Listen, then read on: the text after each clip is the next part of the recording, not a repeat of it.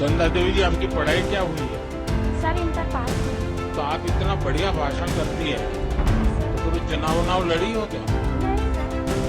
तो लड़ोगी? नहीं सर, ये सर आपसे हम इंस्पायर होते हैं सर। पीएम मोदी की ये बात सुनकर आपके मन में भी ये सवाल जरूर आ गया होगा कि आखिर ये महिला कौन है जिसे खुद पीएम मोदी ही चुनाव लड़ने का ऑफर दे रहे हैं। तो वो हम आपको बताते हैं। दरअसल वाराणसी के सेवापुरी चंदा देवी भाषण दे रही थी। प्रधानमंत्री मोदी उनके भाषण से इतना प्रभावित हुए कि उन्होंने कहा, आप तो बहुत अच्छा भाषण देती हैं, क्या आपने कभी चुनाव लड़ा है? इस पर चंदा देवी ने इनकार कर दिया। आगे पीएम मोदी ने पूछा, क्या चुनाव लड़ेंगी? जवाब देते हुए चंदा देवी ने कहा, हमने कभी चुनाव लड़ने का सोचा नहीं है, हम आपसे ही प्रेरित होते हैं। आपके सामने खड़े होकर मैंने मंच पर 2 शब्द कहे हैं, मेरे लिए यही गर्व की बात है। फिल्म जय भारत। चंदा देवी जी, आपकी पढ़ाई क्या हुई है? Sir inter pass.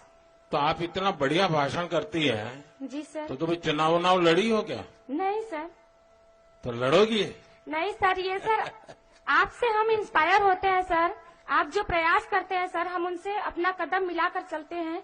इस वजह से जो हम आज हासिल कर पाए हैं सर, ये हमारा सौभाग्य है कि हम आपके सामने उपस्थित हैं सर, और आपके सामने 2 बातें बोल रहे हैं सर। ये हमारे लिए बहुत बड़ी गर्व की अरे बात है सब सर। महिलाएं तालियां बजाएगी।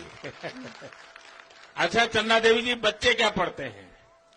सर अभी मेरी बिटिया कक्षा 7वीं में है सर, और हमारा बेटा अभी कक्षा 3 में है सर। क्या सोचा है, बच्चों को क्या पढ़ाओगी? सर अगर हमारी आर्थिक स्थिति अच्छी रही तो हम उनको बहुत अच्छे से अच्छे कॉलेज में डालना चाहते हैं और उनकी पढ़ाई पूरी करवाना चाहते हैं। और अभी अच्छा पढ़ते हैं कि ऐसे ही? नहीं सर, पढ़ते हैं सर। वरना माँ सखी मंडल चलाती हैं, वो सेल्फ हेल्प ग्रुप में काम कर रही है, वो बैंक सखी बन गई है। सब कुछ देखते हुए करते हैं सर। अपने बच्चों का भी ध्यान रखते हैं, अपने परिवार का भी ध्यान रखते हैं सर, अपनी मम्मी जी का भी साथ रखते हैं, ध्यान रखते हैं, और साथ साथ अपनी सर गांव की महिलाओं का भी ध्यान रखते हुए हमारा जो कर्तव्य है हम उसको पूरा करते हैं सर। पीएम मोदी ने चंदा देवी को दुनिया भर में लोकप्रिय बना दिया।